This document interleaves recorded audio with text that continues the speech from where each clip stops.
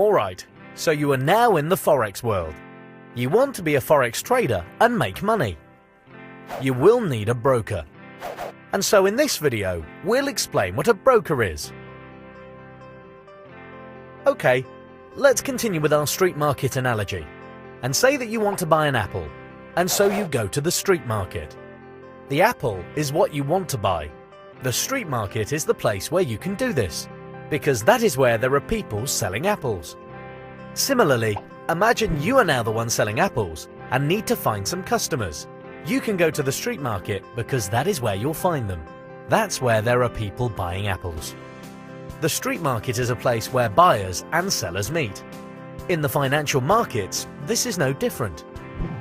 You have buyers and sellers of different financial instruments, and they need a place to come together to be able to trade them.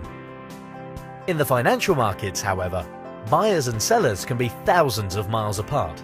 In order to trade with each other, there has to be a way of matching their interests. This is where the broker comes in. A broker is a facility that allows you to trade by operating as a middleman between you and the market. So in other words, in order to buy or sell currency, you can go to a broker and they match you up with either a respective seller or buyer. However, instead of just being a middleman between you and other traders, they are also the middleman between you and what are called liquidity providers. First of all, let's explain what liquidity is. Let's say you start trading currencies. In other words, buying and selling currencies. In order for you to do this, there has to be someone from who you can buy from, and there has to be someone for you to sell to. If there are many people that want to buy the currency you are selling, then it is likely that you will actually be able to sell it and vice versa. So when there are a lot of buyers and sellers in the market, it is said that the market is liquid. There is another way in which a market can be liquid. Let's say instead of there being a lot of individual traders buying and selling small quantities, there are just a few, but they are trading huge amounts. The market is still liquid because you're able to buy and sell the currency that you want at any time. This is why they are called liquidity providers, because they are the entities that provide the liquidity into the market.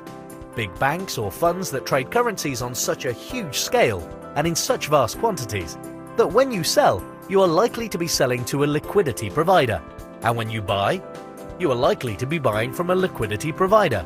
They will most likely be the counterpart to any of your transactions whilst you are trading. In fact, these entities quote the prices in which they buy and sell currencies, and the broker will look for the best quotes among them.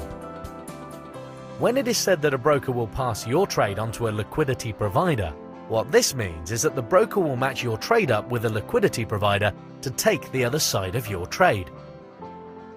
So now we have a clear idea that we need a broker in order to buy and sell currencies. In the past, you would have needed to call a broker in order to place orders and trade. These days, the internet and a piece of software installed on your computer will be enough to do this. This software is called a trading platform.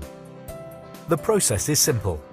You can choose a broker in the broker section of Tradermo, create an account and download their trading platform. Once you install it, you are ready to trade. There are brokers who actually enable you to trade using just a web browser, which can be beneficial as it allows you to trade from any computer without having to download any software. You will find a selection of brokers that advertise themselves on Tradermo.